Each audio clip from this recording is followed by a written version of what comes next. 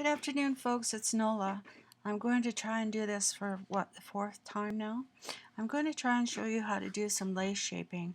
I made a promise to a couple of folks, so I'm going to have to carry through. I did the video, but messed it up totally and made it too long, so I'm going to have to try and be a bit quicker. Now, this is shaping lace. It's called French shaping lace. It comes with these little nubbies on the top of the lace that you take a pin and go into, and you can pull up on this. So I'm starting on a piece of styrofoam. I've made the shape of a heart, and that's what I'm going to try and shape with this lace.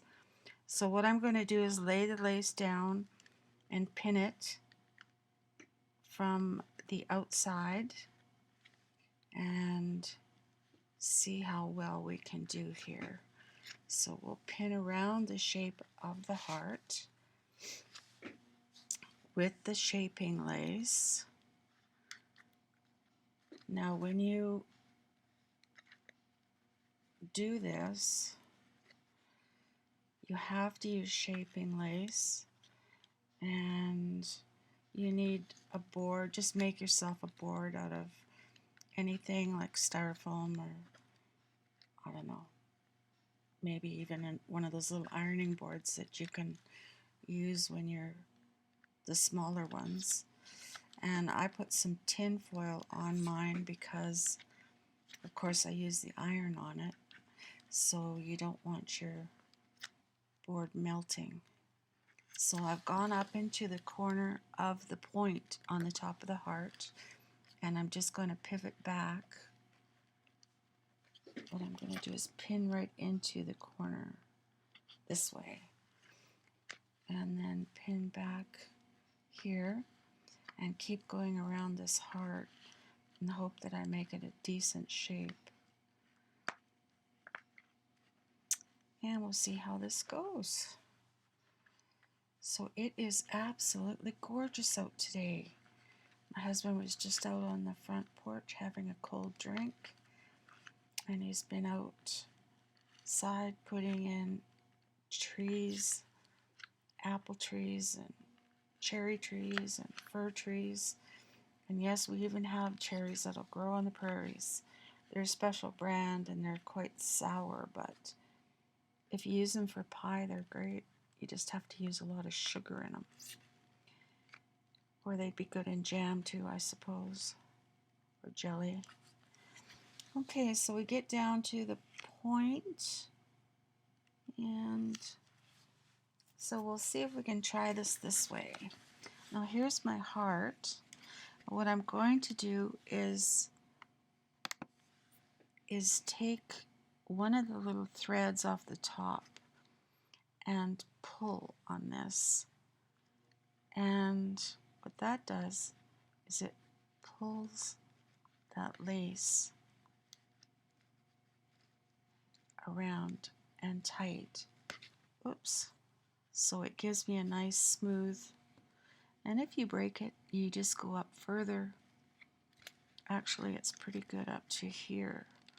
I'll transfer my pins around right now where I've done that part so far to the other side, and you lay them flat because you're going to be ironing on top of it.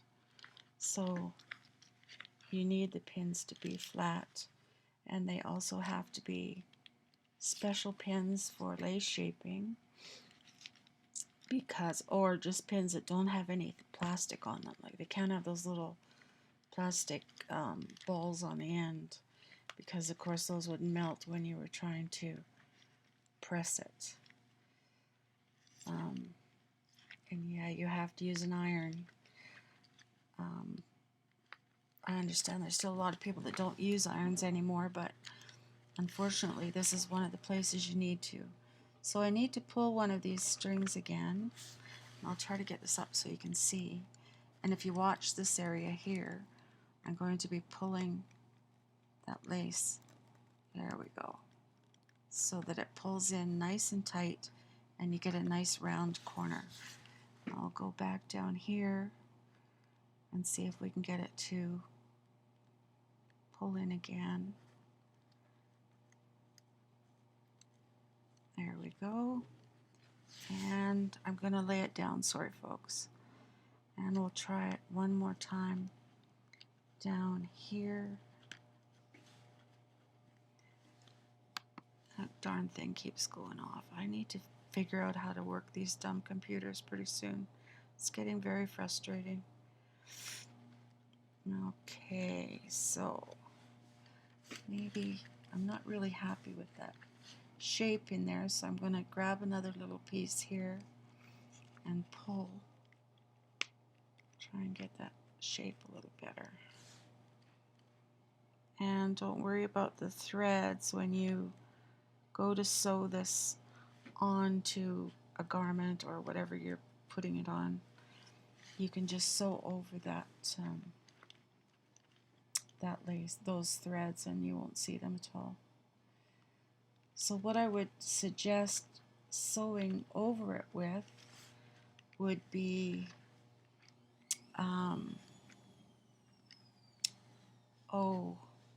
maybe a wing needle and do an entre-deux stitch over the top. Generally with the older garments, you'll notice that the stitching very close to the edge of the garment or right around where the lace will attach to the rest of the outfit, there's a stitching very right next to the lace that looks kind of like a little ladder. It's a blank and a stitch and a blank and a stitch and a blank and a stitch, and that's called entre-deux, and that is, you can buy it, but you can also make it yourself with a wing needle. And a wing needle is just what it sounds like. It's just a sewing needle that has wings on the side. So when you sew into the fabric, or when the needle goes down into the fabric, it cuts a hole and leaves a small hole and then does a stitch. It's really pretty. And I don't have any entre-deux out to show you. I'm sorry. I will if I do something else, or if you want to see any more, I'll make sure that I have some entre-deux to show you next time. So here we're pinning the lace every half an inch or quarter of an inch, whatever, on the inside so that you can lay the iron on it flat and press it. Now what you're going to do is you would want to I